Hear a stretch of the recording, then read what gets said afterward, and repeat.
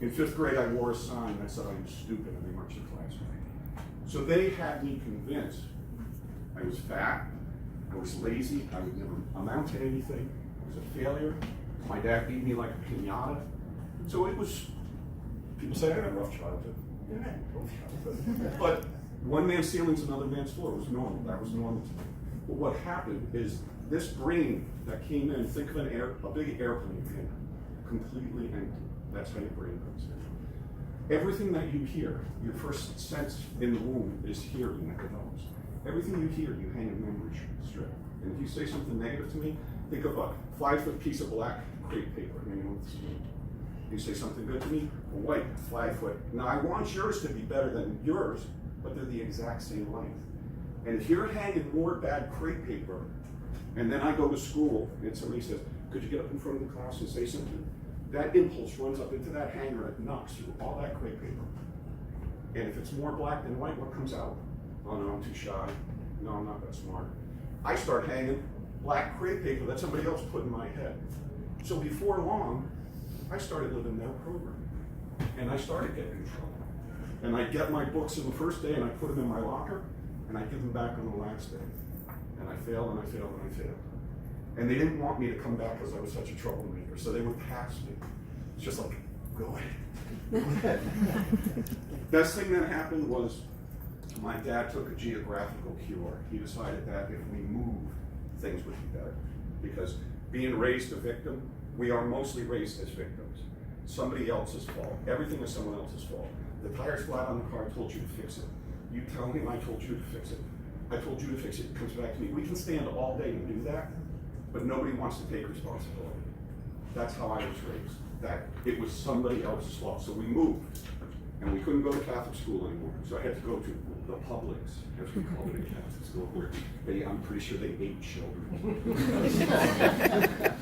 And in 10th grade, I had a woman, it was first day of English literature, and I got my English lit book, and all the kids were walking out, and this woman, Miss Ryan, said, could you just wait a minute? And she took the book, she said, you're never going to even open that book. And she reached in the drawer and she took out a Conan the Barbarian. I didn't know who Conan the Barbarian was. I was Conan the Barbarian. And she says, this is the first book I want you to read. And I went home and I was so intrigued that a teacher took interest in it. And I read that book. And it was like watching a movie. I couldn't believe it. I was so intrigued. School books, I could read the same page over and over and over, nothing ever came through. I went to school the next day, she said, did you get a chance to look at the book? I said, I read the whole thing. She said, well, what did you think? I said, it was like watching a movie. And she said, people aren't like that. You think you're really stupid, but you're not. And that's how I started reading.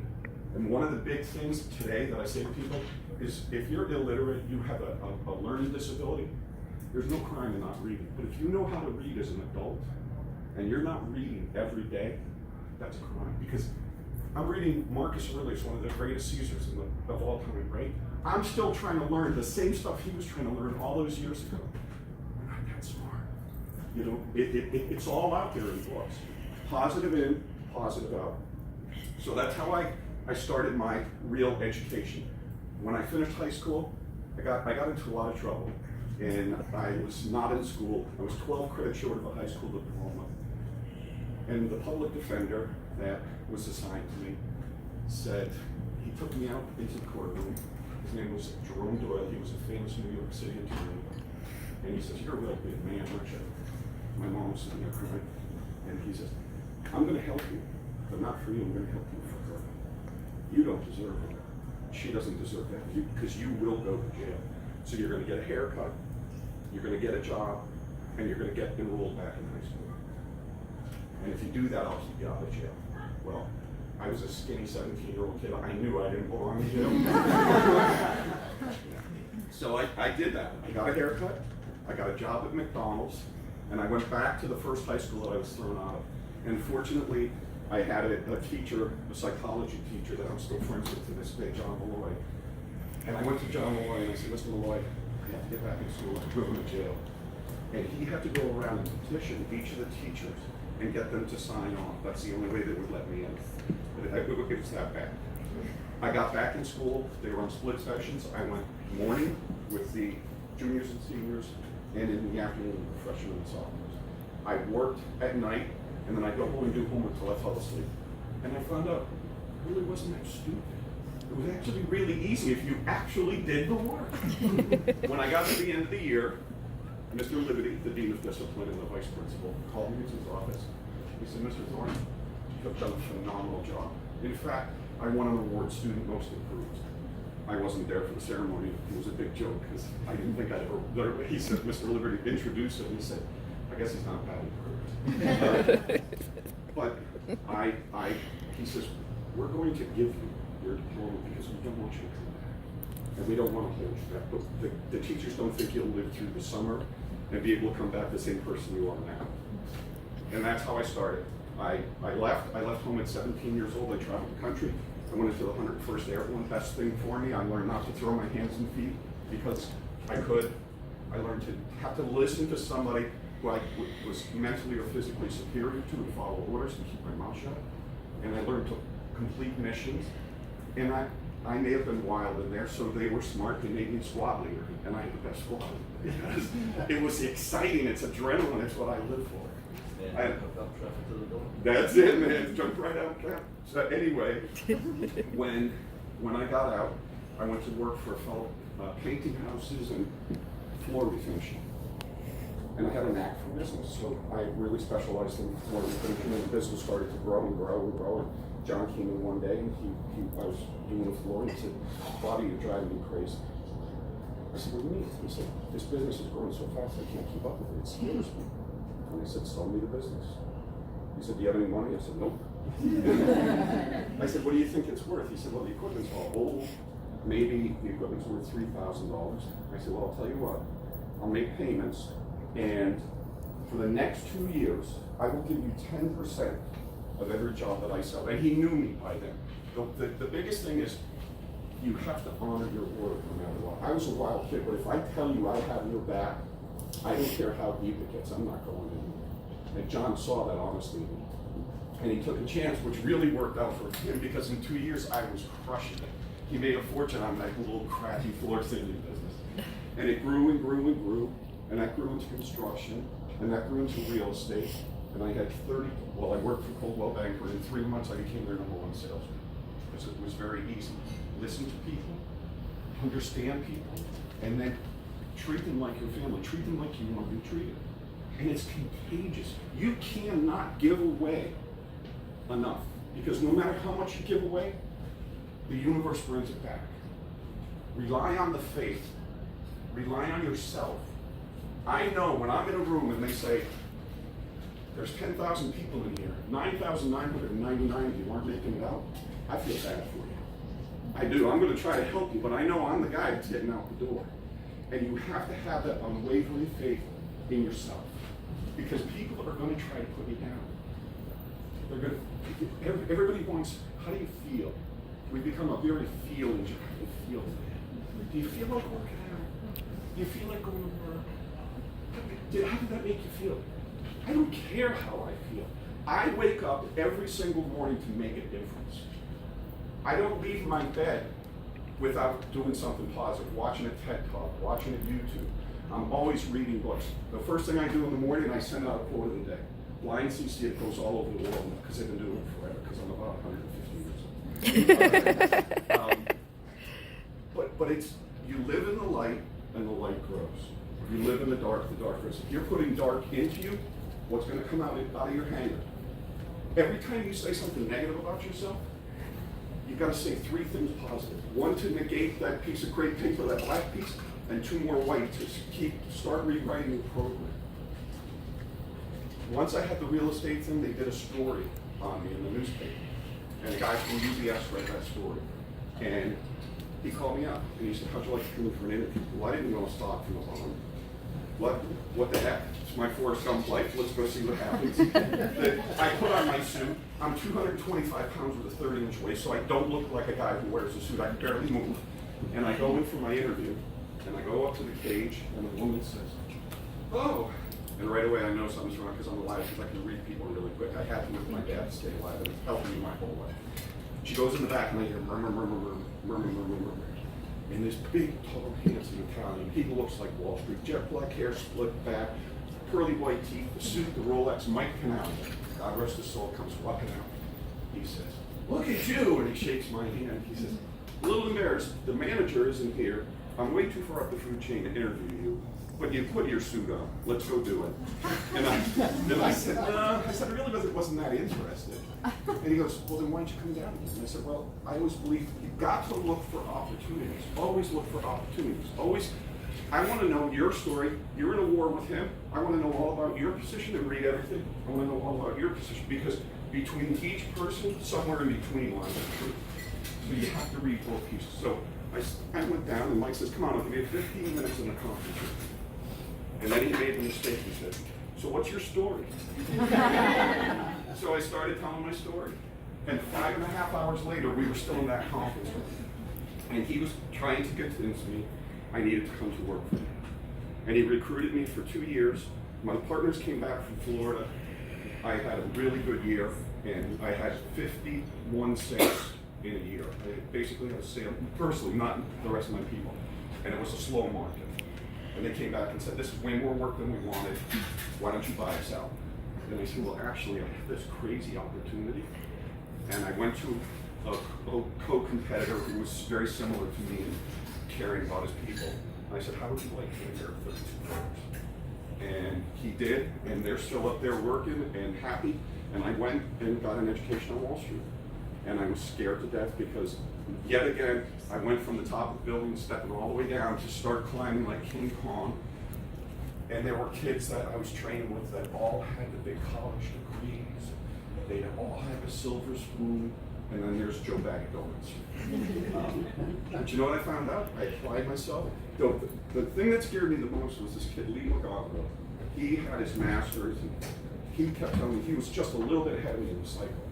And I said, "Aren't you nervous?" He said, "I crushed tests. This is easy for me. I'm a professional in education." And he failed the test.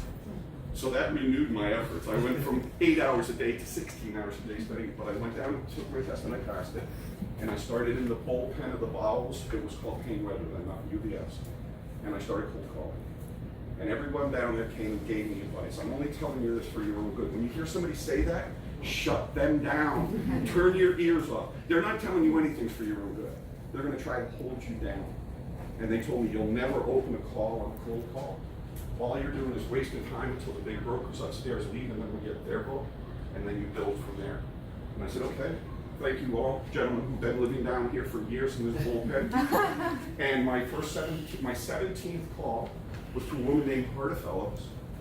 And I said, I pitched her on a Tennessee Valley Authority bond and the interest rate, and that it was state tax free, and you need to earn this from a CD. And I thought it was the type of safe investment you'd be interested in. Now, all these guys were trained in New York. We're trained not to talk to a woman. Ask if the man of the house is home. If he wants to talk it over with his wife, you tell him, "Do you have to ask your wife to go to the bathroom? You can't make a decision." Now, I grew up with 3 older sisters and my mom who ran everything. So, well, that's why I got along with women. I'm used to being told what to do. So I couldn't wait to get on the phone. And guess who answers the phone most of the time during the day? The woman. And I said, "Hello, Mrs. Phillips."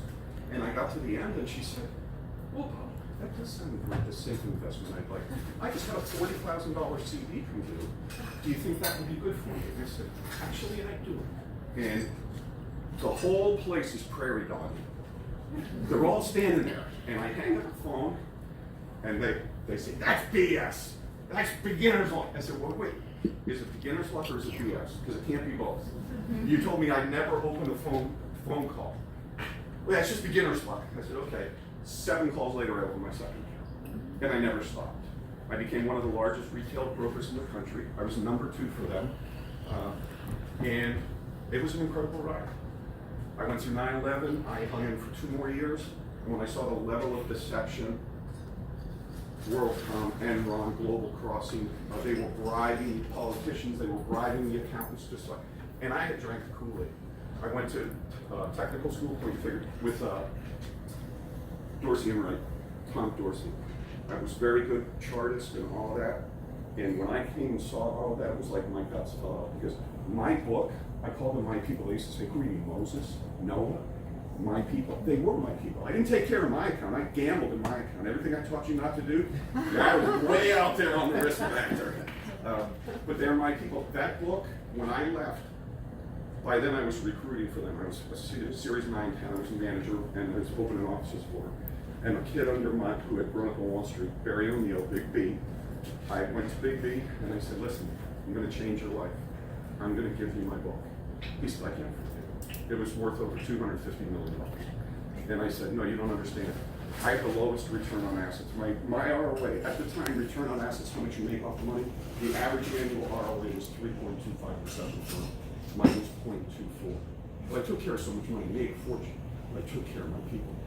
Mike used to say, Bobby, we're in the moving business, not the storage business. And I'd say, no, Michael, you're in the moving business. I'm in the storage business. Your portfolio is like a bar soap. The more you handle it, the smaller it gets. They're living off the lap. And I taught my people. My book is still there. He's still at UBS. He's never sent me a check. You think he might think of that. He knows I lost $3.5 million when the market crashed because I did everything I taught you all not to. And then I came down here, and I didn't do anything for a while. And my barber said, what do you do anyway? I said, well, I can do anything. I worked as a lobsterman and just a baker. I handed up foundations, septic tanks, just anything. And he said, well, listen, I have a condo and we've been ripped off by 2 contractors. Would you come over and take a look at it? And I went and he had holes punched in the walls and they strung some wires. And he said, yeah, I can do all this. And I said, I don't even know how to fit it. So I'm going to just do 1 room at a time. I'll charge you X amount a day. The day you 2 come home from work and feel I didn't earn my keep, we're done. I redid his whole condo, but it was healing for me because I went from having perceived control, moving piles of money, and all this mystery that goes on behind the curtain that is Wall Street. When I did his, I looked back and I said, I just built that wall and painted it. And I did his floors and I redid his bathroom, and it came out beautiful. And I realized how much I love actually physically building something. Started 11 years ago and had another partner that didn't really work out, not his fault, my fault. I didn't follow my inner tuning for it. Met Mike and Rachel, my partners now. They were kids working out of a warehouse in Port St. Lucie doing installs for Home Depot. And always trust that inner tuning for it. I knew the day I met him, I watched him work. He looked like he was 18 years old, shaved head, Mr. CrossFit. Yeah, fails to get older. And I walked up to him and I said, I've been looking for you. And he said, he's leaning against the truck all punky. He's got as big an attitude as I do. And I said, yeah, they're looking for me. He says, why are you looking for me? And I said, because we're supposed to be partners. And he said, is that right? Come to find out, Mike had been an independent since a senior in high school. He started his own company for 9 years. But he didn't know how to sell. He didn't know how to grow, but he knew how to work. And I gave my half of the business that I had built and used everything for 6 years to my other guy, and I said, just don't talk bad about me. I said, I'm giving you a company that's worth $400,000 in the flat market, and he was happy because I scared the life out of him because I just wanted to keep things growing. And I said, okay, God, the universe, whatever, everyone has faith. I don't care who you are. When you drive your car down the road, and you're going 60 miles an hour, and there's a yellow line, and somebody's coming at you 60 miles an hour, you have faith in them. You have faith that they're abiding by the same rules you are. So you have faith. And when you start to acknowledge that faith in science, maybe God's a Martian that lives on the dark side of the moon. Maybe God's a woman that lives in the sea. I don't know, I'm not that smart. I just know that there's something way bigger than me that travels through me. And the more I give credit, the more it travels through me, the more people I get to impact, the more people I get to share my story with, to try to help them rekindle their torch of faith, so that you can then in turn rekindle someone else's torch of faith. So I said, okay. The end of the 3rd quarter, I told him, this is all yours. He said, thank God, you scared the life out of me. January 1, I said, all right, January 1 is my first day. I'm going to need confirmation right away. December 31st, fella on the island, Peter Giorgi, called me up and he said, Bob, comfortable with you, comfortable with everything you showed me, I want to sign a contract. The problem is I have an issue in Connecticut, and I need to fly back tomorrow night. So the only time I can see you is tomorrow, it's January 1. And I said, Peter, my whole life, January 1 is just when they set the commission clock back to 0. So if I could get the commission clock on January 1, he came into the little warehouse with his 2 boys and signed a $37,000 deal. And from that day to this, it's never stopped. We did north of 10 million last year. We're on pace to do 13 million this year, getting ready to open another showroom. We're employing about 60 souls that are counting on me so that they can bring a paycheck home to their family. We got a CrossFit gym built for them. They got paid holidays, paid vacation. I show up on the jobs with sandwiches and cold drinks. You know, I try to get at least 1 crew a day, and we're making a difference. So the thing is, it doesn't matter whether you're cutting trees in New Hampshire like I was and skidding them out with a skidder, or you're doing brain surgery. Be passionate. Passion is what counts. And give it away. Help as many people as you can. I connect people. That's all I do. I talk. Everybody wants to talk to me. They say, oh, well, we're doing a job. I need to talk to them. I'm the last guy you want to talk to. I'm writing on napkins, and I'm driving in my truck 1,000 miles a week. I never leave the treasure cart. But I surround myself with people who are good at what I'm not good at. And that's how you can be successful. And get rid of your ego. Ego is the biggest killer in the world. I have no ego. If I go in and the bathroom's dirty, I'm scrubbing the toilet. It doesn't matter. I go out to a job and I'm vacuuming down the sill because they're carrying these 500-pound doors out. And a new guy will be like, what are you doing? I said, listen, the day I'm too good to do something is the day I'm no good to anything. And I built this Forrest Gump life by, some people collect cars, some people collect stamps, I collect friends. And it's been an incredible ride.